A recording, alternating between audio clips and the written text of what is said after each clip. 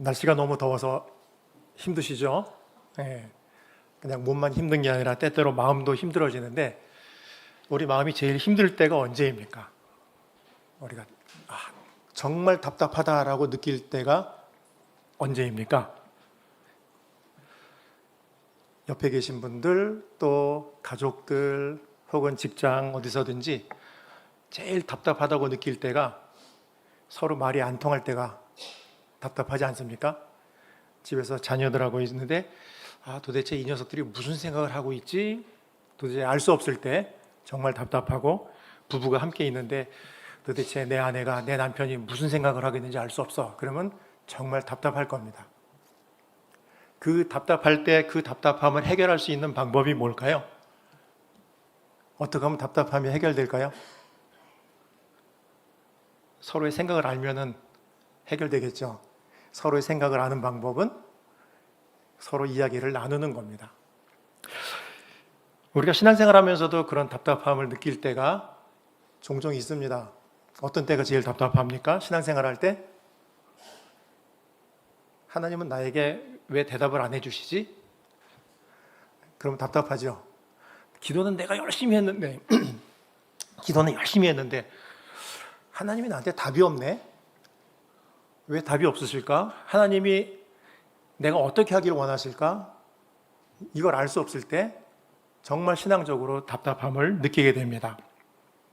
그러다 보면 답답하면 신앙적으로 괜히 흔들림을 느끼잖아요.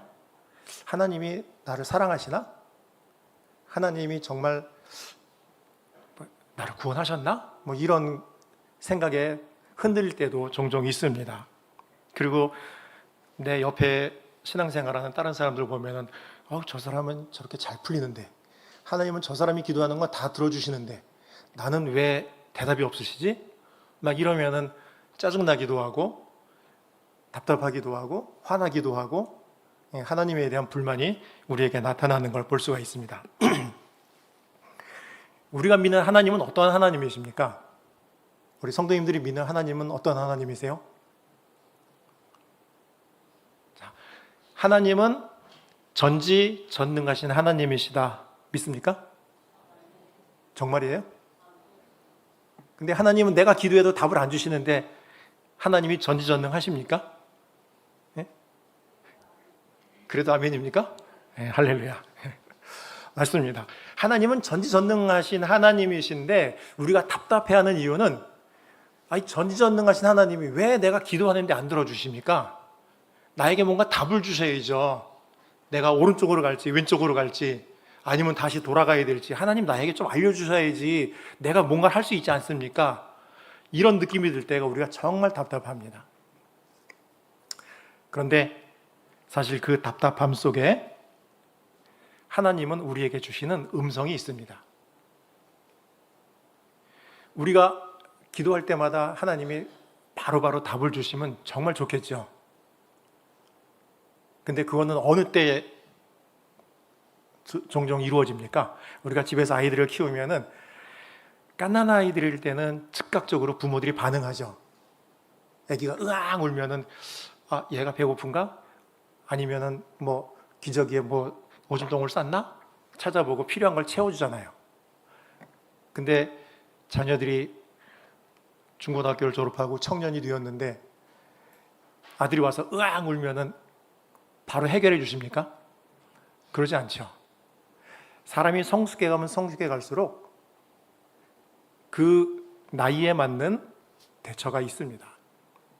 하나님이 종종 우리들에게 답답하게 느껴질 때, 그리고 내가 정말 힘들고 고통스러워서 하나님 나 이거 너무 힘듭니다. 나 이것 좀 벗어나게 해주세요 라고 하나님께 부르짖을 때에도 때때로 하나님은 응답을 안 하실 때가 너무 많아요. 그러면은 이 속에서부터 막 올라오죠. 내가 정말 하나님을 믿어야 되나?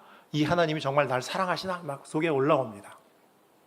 그런데 성경을 보면은 우리가 정말 힘들고 어려운 그 고통의 과정 속에 있는 것도 하나님께서 우리를 위해서 필요한 것이다 라는 것을 말씀해 주고 있습니다. 우리 성경 말씀 한 거 볼까요? 야고보서 5장 10절과 11절 말씀입니다. 우리 화면에 보이죠? 우리 화면을 보고 같이 한번 읽어보겠습니다. 형제들아, 시작. 형제들아, 주의 이름으로 말한 선지자들을 고난과 오래 참음의 본으로 삼으라. 보라, 인내하는 자를 우리가 복되다 하나니 너희가 욥의 인내를 들었고 주께서 주신 결말을 보았거니와 주는 가장 자비하시고 긍휼히 여기시는 이시니라. 아멘. 자, 이 말씀에 보면은 하나님께서 우리의 믿음의 조상들이 고통당했던 그런 모습에 대해서 그것을 참았던, 그 고통을 참고 견뎌냈던 그 오래 참음의 본을 받으라, 이렇게 이야기를 합니다. 고통을 참고 견딘 것을 본을 받으라. 그리고 고통 속에서 인내했던 대표적인 사람으로 욥을 언급해주고 있습니다. 욥에 대해서는 많이 아시죠? 욥이 얼마나 신실한 사람이었는지. 욥의 그 욥기 1장 2장을 보면은 욥이 얼마나 신실하게 살았던 사람인가 하는 걸 알 수 있는데, 그 욥에 대해서 사탄이 하나님께 도전을 합니다. 그죠? 하나님이 욥에게 필요한 걸 다 주시니까 욥이 저 정도죠. 웬만한 사람들을 그렇게 다 해주면 다 그럴 겁니다. 하나님을 잘 섬길 거예요. 그랬더니 하나님이 욥을 시험해도 괜찮다라고 허락해 주셔서 사단이 시험을 하죠. 그 시험 속에, 고통 속에 있을 때에 욥의 친구들이 찾아와서 욥과 끊임없이 논쟁을 벌이는 것이 욥기의 내용입니다. 전반부에 보면은 욥이 나는 하나님 앞에 잘못한 것이 없다. 욥의 친구들은 아니다. 하나님은 네가 잘못한 게 있으니까 이런 고통을 주시는 거지. 욥은 아니다 하는 걸 끊임없이 논쟁을 주고받습니다. 그런데 욥기의 마지막 부분에 가면은 욥이 이 고통의 의미가 무엇인지를 고백하게 돼요. 이전까지는 내가 우리 자식들이 생일 파티를 하면은 거기서 혹시 실수로 하나님 앞에 잘못한 것이 있을까봐 그것에 대해서 하나님 앞에 속지 않은 제사도 드리고 이렇게 하면서 경건하게 살려고 무진 노력을 해온 사람인데, 그래서 자기 의가 어떻게 보면 충만한 사람이었는데, 이런 고통의 끝에 가서 욥이 고백하는 것은 내가 이제야 하나님이 어떤 분인지 알았습니다 라는 고백이에요. 그 고통을 통해서 욥이 하나님을 올바로 알게 되었다라고 하는 것입니다. 우리가 간과하는 것은 욥의 이야기를 통해서 욥이 그런 사단의 시험을 받았음에도 흔들리지 않고 믿음을 잘 지켰기 때문에 결국 하나님께서 욥에게 잃어버렸던 것에 2배를 주셨어. 우리가 이렇게 고통을 참고 믿음으로 지키면 하나님께서 우리에게도 복을 주실 거야 라고 하는 것으로 결론이 이어집니다. 근데 하나님은 욥이 그런 축복을 받았다라고 하는 것이 초점이 아니라 이런 고통의 과정을 통해서 욥에게 진정으로 하나님이 어떤 분인가를 알게 하는 거에 포인트가 있었던 겁니다. 그래서 마지막에 욥의 고백이 내가 이제까지는 하나님을 눈으로 알았지만 이제는 내 마음으로, 내 영으로 하나님을 알게 되었습니다라고 비로소 참된 고백을 하고 있는 것을 보게 되는 것입니다. 우리가 바로 그런 부분에서 우리의 믿음 생활에서도 놓치는 게 있는 겁니다. 우리는 내가 뭔가 열심히 하고 내가 믿음을 잘 지키고 내가 남들보다 더 많이 헌신하고 봉사하고 그러면은 하나님이 나에게 칭찬해 주시고 복을 주실 것이다 라고 하는 착각 속에 있어요. 우리가 아무리 열심히 교회에서 헌신하고 봉사한다고 해서 그 겉으로 보여주는 그것 때문에 하나님께서 우리에게 복을 주시는 게 절대 아닙니다. 근데 우리는 이런 물질적인 생각들이 우리의 삶 속에 그냥 젖어 있어요. 내가 헌금 많이 하면 내가 헌금한 것보다 30배, 60배, 100배로 더 많이 주실 거야. 그럼 하나님 만약에 그 말씀대로라면 여러분들 헌금을 어떻게 하시겠어요? 내가 100만 원 하면 하나님이 1000만 원 주신대. 그럼 내가 1억 헌금하면 하나님이 10억 주시겠네? 그럼 헌금을 더 많이 하시지 않겠어요? 근데 하나님은 그렇게 안 하시잖아요. 우리가 착각하는 게 그거예요. 우리가 믿음 생활하면서 내가 눈으로 보이게 물질적으로 우리 행동으로 뭔가 이렇게 드러나게 해야 하나님이 인정해 주신다라고 하는 착각 속에서 우리의 신앙이 그대로 앉아있고 성장하지 못한다라고 하는 것입니다. 우리가 고통이라고 하는 것은 믿음이 없기 때문에 고통을 받는 것이 아니에요. 하나님께서 우리에게 주시는 모든 환경은 하나님의 특별한 계획과 생각이 다 들어가 있는 것입니다.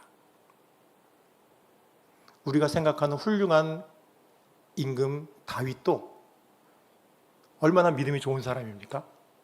그런데 그 믿음 좋은 다윗도 고통 속에 있을 때에 하나님께 부르짖었어요.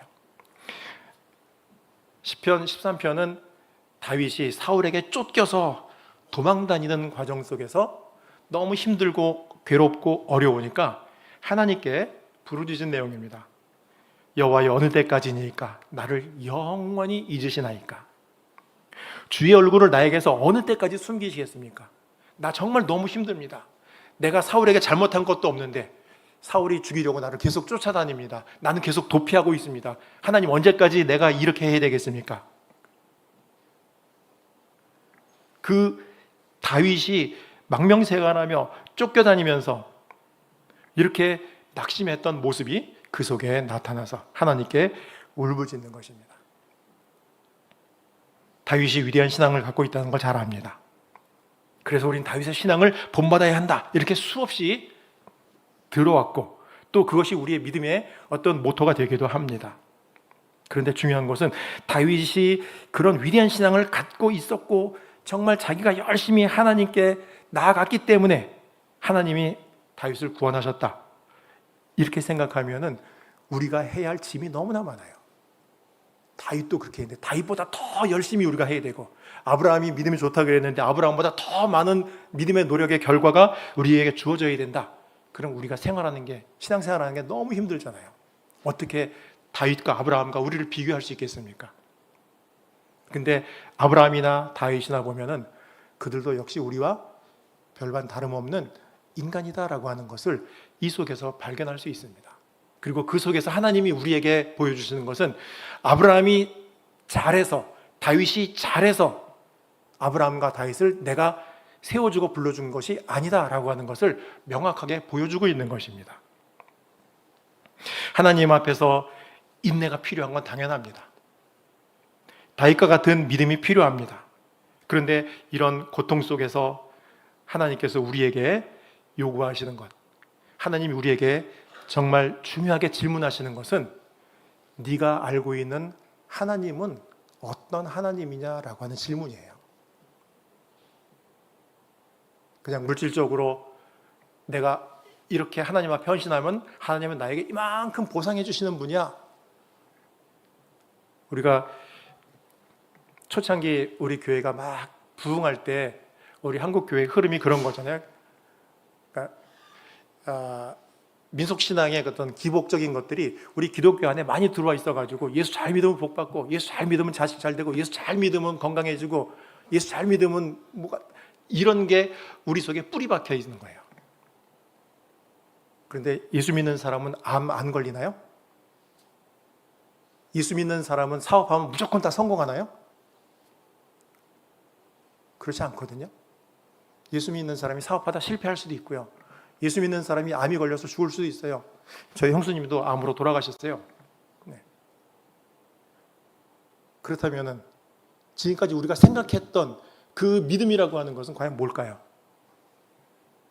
하나님께서 말씀 속에서 우리에게 요구하시는 것은 과연 무엇일까요?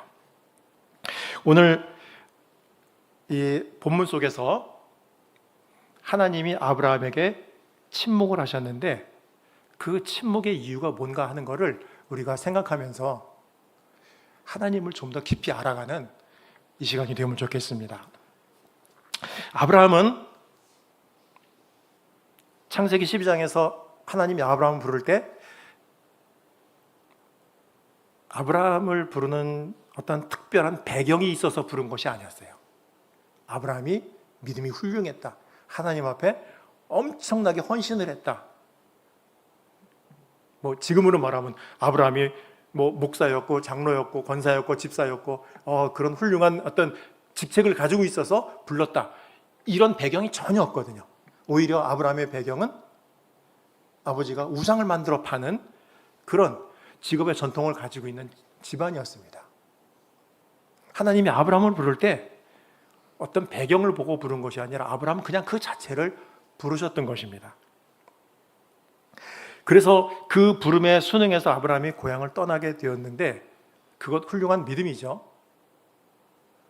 하나님이 아브라함을 부를 때 부르시면서 하나님은 아브라함에게 무슨 약속을 하셨습니까?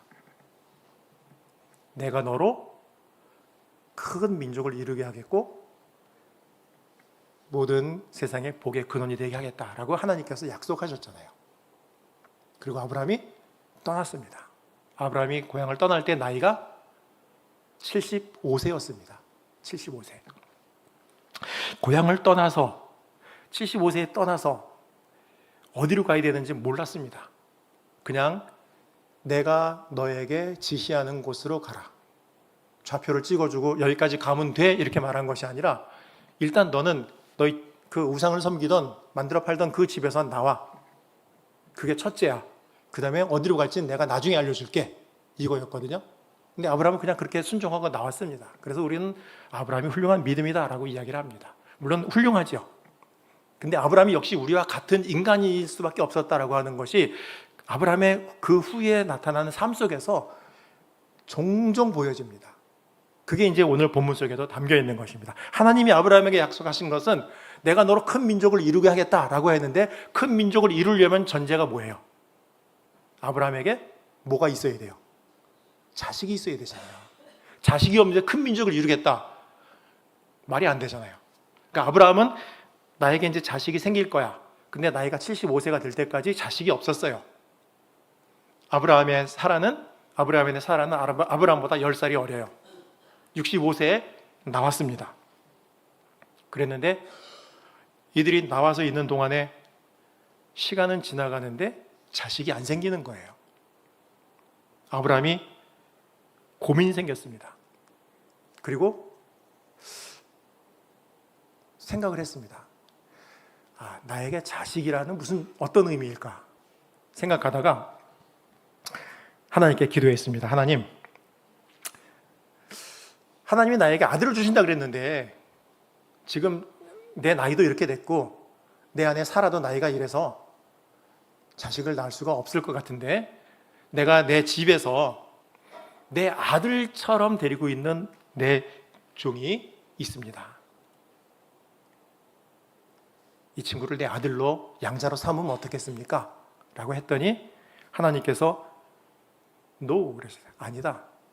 네 몸에서 날 자라야 내가 아들을 얻는 것이고 그 아들을 통해서 이 땅에 자손의 축복을 주겠다라고 약속하신 거예요. 그러니까 이 약속을 하나님이 여러 차례 반복을 합니다. 처음 부를 때도 그랬고 자기 종 엘리에셀을 아들로 삼겠다라고 했을 때도 그랬고 그리고 오늘 본문에도 역시 동일한 약속을 하십니다. 여기서 우리가 되게 고민에 빠집니다. 왜냐하면 인간들은 되게 상식적으로 생각해서 그래요. 나이가 80, 90이 돼서 아이를 낳았다는 이야기를 혹시 들어보신 분 있어요? 주변에?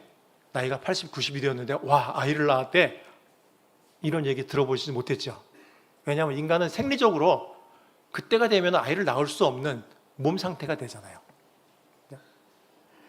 오늘 이 성경에서도 아브라함이 자기 아내에 대해서 얘기합니다. 내 아내는 이미 경수가 끊어졌다. 아이를 낳을 수 있는 생리적인 모든 조건들이 없어졌다.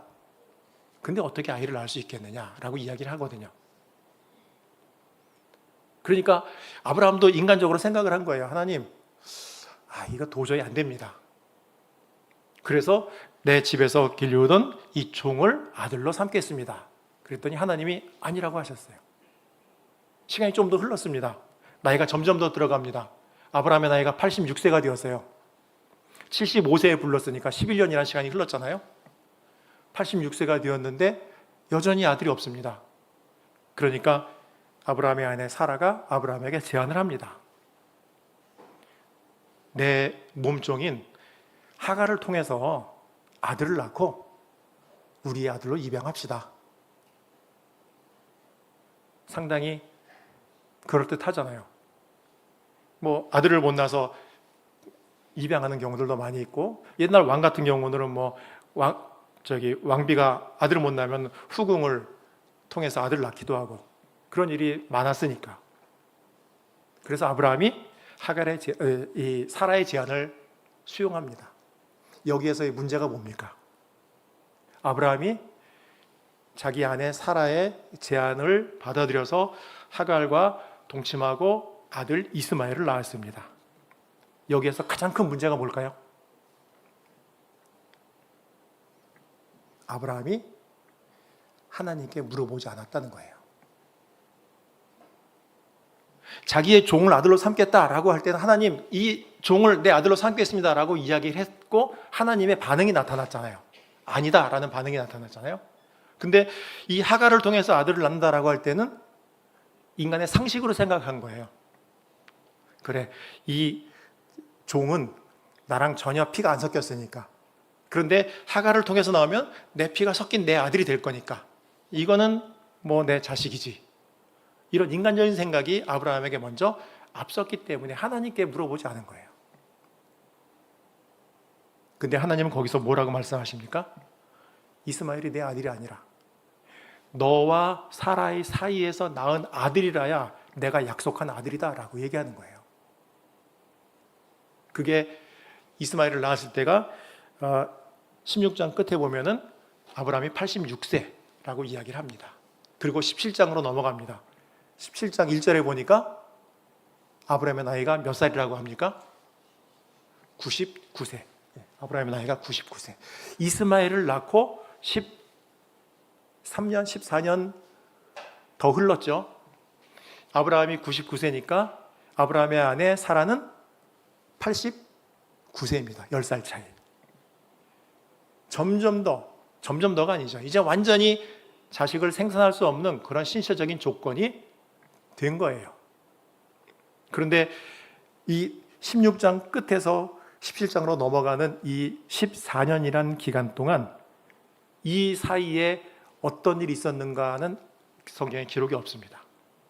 완전히 성경에서 아브라함의 공백기예요. 하나님이 아무런 말씀도 하지 않으셨고 아무런 반응도 나타내지 않으셨던 그 기간이 13년, 14년이라는 것입니다. 그리고선 99세 때 하나님이 나타나서 다시 75세 때 처음 부르면서 하셨던 그 약속을 다시 상기시키는 거예요. 내가 너로 큰 민족을 이루게 하겠다. 내 몸에서 낳을 자라야 내 자식이고, 그리고 그를 통해서 내가 약속한 자손의 축복을 주겠다라고 하는 것입니다. 그럼 하나님이 왜 침묵하셨을까요? 이 기간 동안에? 이스마엘을 낳는 것이 너무 괘씸해서? 나한테 물어보지도 않고 했으니까 에이 괘씸한 놈, 나 너한테 삐졌어. 그리고 하나님이 13년 동안 삐져 있었을까요? 이 13년이라는 침묵의 시간이 굉장히 중요한 시간입니다.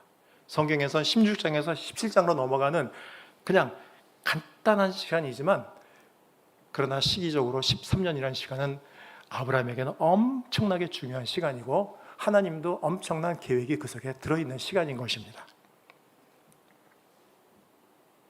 이 침묵의 시간은 아브라함에게 내가 아는 하나님, 내가 믿는 하나님, 그 하나님이 어떤 분이냐라고 하는 것을 깨닫게 해주는 시간이에요. 아브라함이 99세, 사라가 89세, 인간의 의학적으로 상식적으로 도저히 자식을 낳을 수 없는 그런 상태 아닙니까? 이것은 하나님 앞에서 우리는 죄로 인해서 완전히 죽어있는 상태나 마찬가지예요.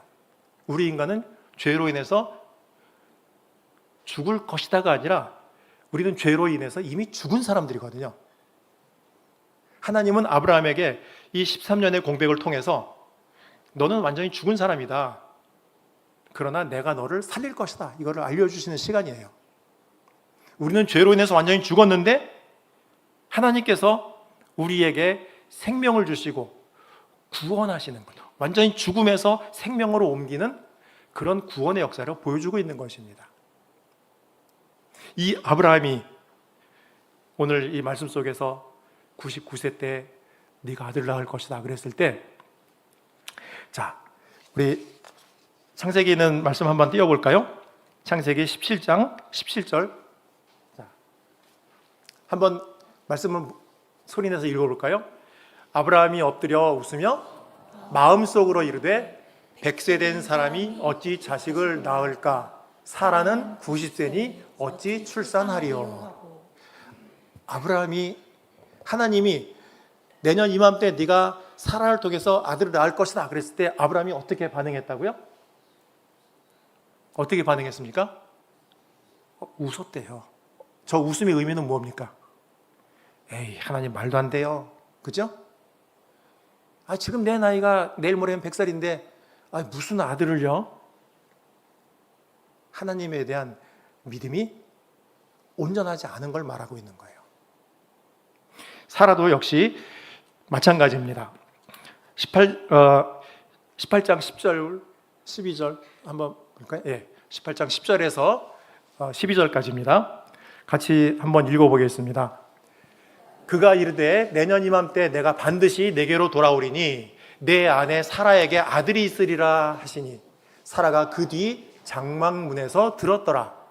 아브라함과 사라는 나이가 많아 늙었고 사라에게는 여성의 생리가 끊어졌는지라. 사라가 속으로 웃고 이르되 내가 노쇠하였고 내 주인도 늙었으니 내게 무슨 즐거움이 있으리요.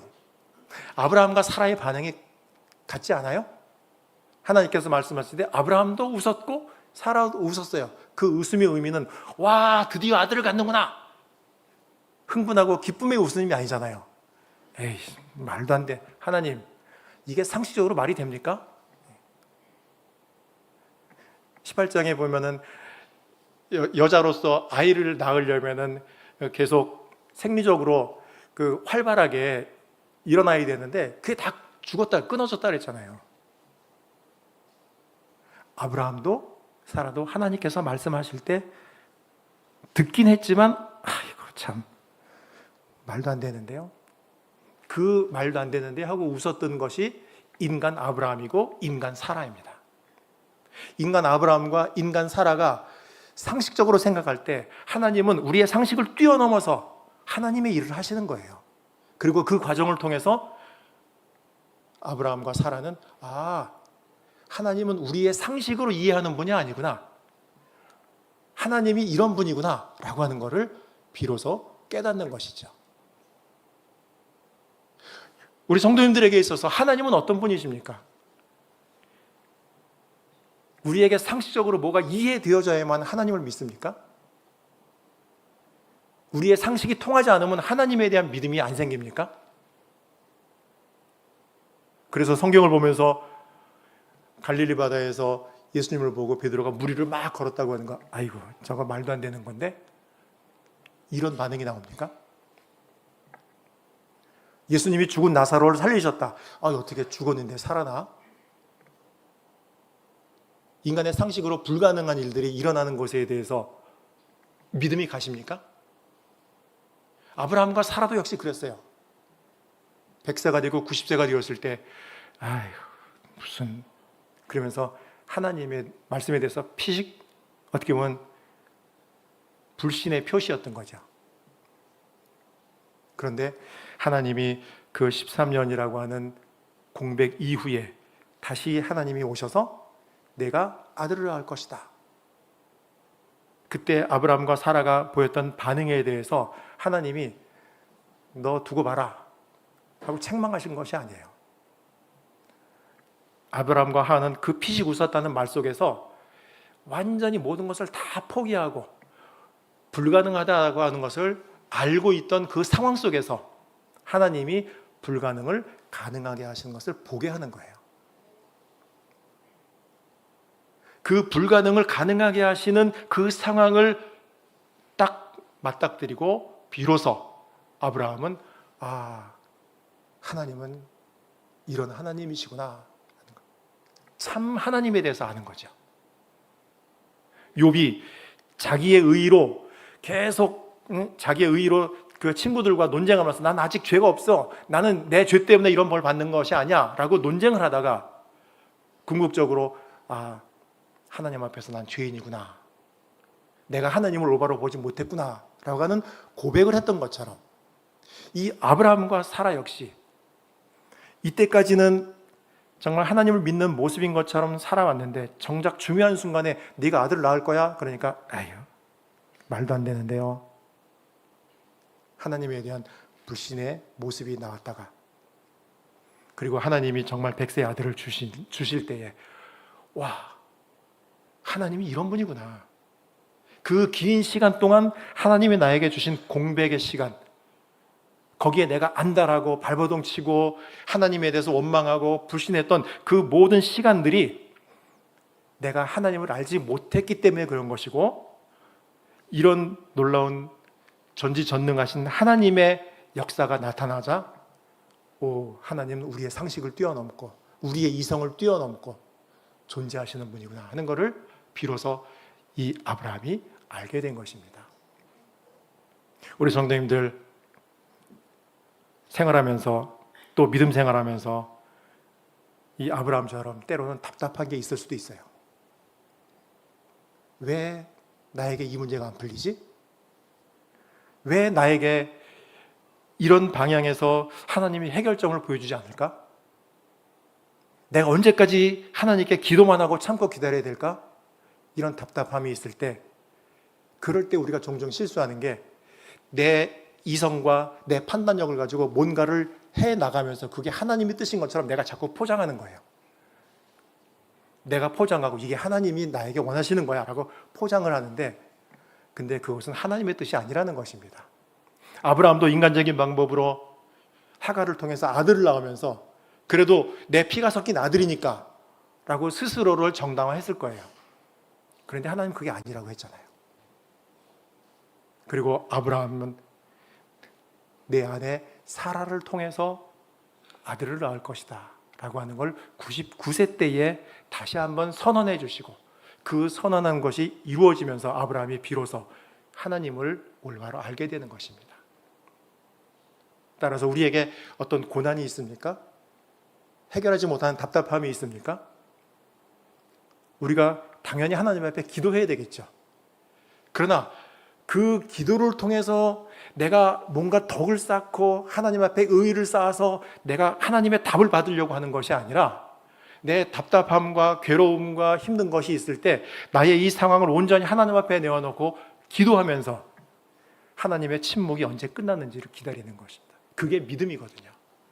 그런 믿음을 갖고 있을 때에 하나님께서 아브라함에게 기적으로 이삭을 주시고 그 이삭을 통해서 온 세상에 하나님의 축복의 근원이 되게 하신 것처럼 하나님 오늘도 우리들에게 그러한 믿음의 축복을 주실 것입니다. 저는 대학이 79학번이거든요.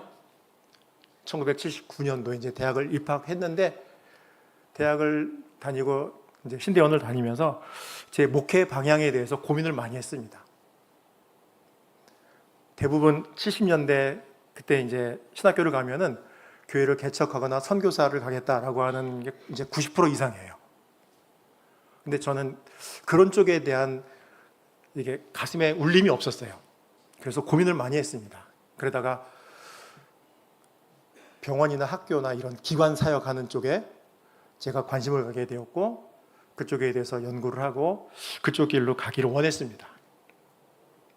근데 제가 전도사로, 강도사로, 또 부목사로 교회 사역을 계속하는 동안에 길이 안 열리는 거예요. 하나님은 내가 이런 생각을 하고 기도했지만 하나님의 뜻은 이게 아닌가 보다라고 거의 다 내려놨을 때에 2001년도에 하나님께서 저를 평택에 있는 한광중학교라고 거기에 교목으로 하나님께서 보내주셨습니다. 79년도에 대학을 입학해서 2001년도니까 22년인가 23년 만이죠. 그러면서 제가 학교에 가면서 하나님은 우리가 생각할 때 20년이라는 시간이 엄청 긴데 하나님은 때를 기다리고 계셨구나. 내가 하나님 앞에 기도했던 것들에 대해서 하나님은 무시한 것이 아니라 내가 기다리고 기다릴 때에 하나님이 나를 인도해 주시는구나 하는 것을 그때 가서 깨닫게 되었습니다. 제가 너무 조급했다면, 그리고 아예 모든 걸 다 내려놓고 포기하고 그냥 남들이 그냥 교회 가서 대충 뭐 이런 생각이 있었다면은 아마 하나님께서 인도하지 않으셨을 거예요. 그러면서 나이가 40이 넘어서 학교를 오게 되었는데, 하나님의 은혜다라고 하는 것 때때로 많이 느끼고, 거기에서 학생들을 만나는 것이 되게 기뻤고, 그리고 어떤 경우에 학생들이 졸업하면서 편지를 하나씩 남겨주는 친구들이 있었어요. 자기는 예수님을 안 믿는데 저랑 얘기를 하면서 자기의 생각을 가지고 저에게 이제 논박하려고 와서 상담을 신청해서 한참 상담을 했던 친구가 자기가 졸업하면서 편지를 하나 남겨줬어요. 목사님하고 대화하면서 제가 기독교에 대해서 다시 한번 생각하게 되었고, 제 교회를 가볼 생각이 있습니다 라고 하는 편지를 남겨주고, 어떤 친구는 우리 중학교에 있다가 고등학교로 가면서 나중에 편지를 또 고등학교에서 보냈어요. 목사님, 저 고등학교 와서 지금 반에서 선교부장 하고 있고요, 예배 찬양팀에서 활동하고 있어요. 이렇게 보내주는 거예요. 이 친구가 중학교 때는 그렇게 할 거라고 하는 거를 전혀 예상을 못했거든요. 근데 그런 걸 통해서 얼마나 감사한지, 하나님께서 나를 보내신 이유가 있구나 하는 것을 알게 된 거예요. 20년이라는 시간 동안 나는 이 길이 아닌가라고 고민을 했을 때 하나님께서 기다리시다가 때가 되어서 보내시는 거예요. 아브라함이 10여 년 동안 정말 100살이 될 때까지 하나님께서 침묵하고 참고 기다리시다가 때가 되었을 때 아브라함에게 하나님 자신을 이렇게 계시하신 것처럼 하나님은 우리에게도 그 때가 있다는 것이에요. 사람은 시간이 너무 장구하니까 이게 1년, 2년, 3년, 10년, 20년 그러면은 너무 답답한데, 하나님에게 있어서 그 시간의 개념은 잠깐이잖아요. 천년이 하루 같고 하루가 천년 같다고 하시는 하나님의 시간 개념 속에서 하나님이 우리에게 계획하신 걸 이루시는 그것은 잠깐 어느 시점에 때가 되면 딱 이루어 주시는 거예요.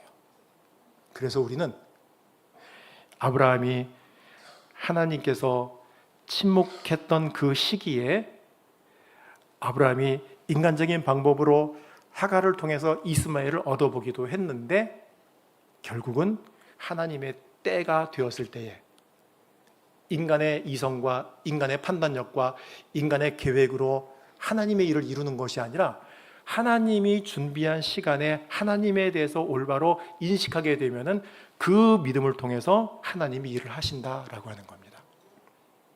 그래서 우리 성도님들도 그런 부분에서 하나님을 올바로 아는 시간이 될 수 있길 바랍니다. 지금은 내가 답이 없지만 하나님이 지금 나에게 즉각적인 응답은 주지 않고, 때로는 내가 너무 지금 고통스러운 상황에 있고, 뭐 그것이 질병일 수도 있고 경제 문제일 수도 있고 인간관계 문제일 수도 있고 뭐 여러 가지 상황이 나를 괴롭고 힘들게 하는 그런 상황일 수 있지만, 하나님은 이 때를 잘 견디기를 원하시고, 그런 아픔 속에서 나의 인간적인 노력으로 하나님을 대신해서 뭔가를 하려고 하는 것이 아니라 그 기간 동안에 하나님은 나를 갈고 닦아서 온전히 하나님을 바라볼 수 있는 참된 믿음의 눈을 갖게 하신다라고 하는 이 훈련의 기간으로 우리가 받아들이면은 이 고통 또한 우리에게는 축복이고 이 고통 또한 우리에게는 감사일 수밖에 없습니다. 그래서 시간이 지나고 나서 아브라함이 이삭을 낳고 하나님 앞에 감사했던 것처럼 우리들도 그 고통의 과정, 하나님의 침묵의 시간을 지나고 하나님이 우리에게 답을 주시고 이끌어주는 그 시점이 되었을 때 하나님 앞에 진정으로 감사하며 올바른 믿음이 한 단계 성숙해가는 그런 우리 성도님들이 되시길 바랍니다. 오늘 주보에 보면은 나눔하는 것이 있죠. 자, 오늘 말씀을 생각하면서 한번 이 질문을 본인들에게 해보십시오. 아브라함에게 주신 하나님의 약속은 무엇입니까? 아브라함에게 주신 하나님의 약속, 그것은 너에게 아들을 주겠다, 아들을 주겠다라는 그 단순한 게 아니었잖아요. 하나님께서 아브라함에게 아들을 주시겠다라고 하는 것은 그 아들을 통해서 온 세상을 향한 하나님의 구원 계획을 펼친다고 하는 하나님의 원대한 계획이 그 속에 담겨져 있는 것입니다. 그런데 하나님이 왜 아브라함에게 침묵하셨을까? 그 침묵의 긴 시간 동안 아브라함은 인간적인 수단과 방법을 동원해 봤는데 그게 해답이 아니었다는 걸 알게 되었고, 그 침묵을 통해서 발견한 것은 하나님은 나에게 어떤 분이신가라는 것을 아는 거예요. 혹시 우리 성도님들에게 지금 하나님이 침묵하시는 시간일 수도 있는데, 하나님의 침묵이 우리 성도님들에게 어떤 의미일지 아브라함을 생각하면서 하나님을 이 침묵 가운데 더 깊이 알아가는 우리 성도님들 되시길 바라고, 그리고 그것이 우리의 삶의 믿음의 기초가 되고 믿음의 그 뿌리가 내려져서 앞으로 더 힘든 일이 생길 수도 있고 더 어려운 일이 있을 수도 있는데, 그럴 때 그것에 대해서 좌절하지 않고 낙심하지 않고 하나님께 불만을 토로하지 않고 하나님의 뜻을 기다리고, 그리고 우리에게 어떤 상황에서든지 전지전능하신 하나님, 나에게 영원한 생명과 영원한 구원을 허락하시는 그 하나님이심을 바라보고 나아갈 수 있는 우리 믿음의 성도님들이 되시기를 주의 이름으로 축원합니다. 기도하겠습니다. 하나님, 우리 인간들이 얼마나 나약한 존재들인지, 똑똑한 것 같지만 인간의 짧은 지식과 경험이 오히려 하나님을 부정하는 그런 요인들로 우리의 삶 속에 종종 나타나는데, 이 아브라함에게 하나님이 침묵하셨던 그 기간에 결국은 진정한 하나님이 어떤 분이신가 하는 것을 깨닫고 하나님에 대한 올바른 인식을 가지고 진정한 믿음의 조상으로 나아가게 된 아브라함의 믿음의 삶처럼, 오늘 이 시대에 우리들도 혹시 나에게 하나님이 지금 침묵의 기간이라고 한다면 이 기간 동안에 온전한 하나님을 더 알아가기 위해서 말씀 앞에, 하나님 앞에 더 무릎 꿇고 나아가는 우리 성도님들이 되게 하여 주시옵소서. 그리하여 이 거칠고 험난한 세상에 하나님에게 대적하는 그 수많은 세력들이 틈틈이 우리를 노리고 있는 이런 상황 속에서 결코 우리의 믿음을 무너뜨리지 않고 도전하여 싸워서 승리하고 하나님의 나라를 세워가는 진정한 믿음의 일꾼들이 되게 하여 주시옵소서. 예수님의 이름으로 기도합니다. 아멘.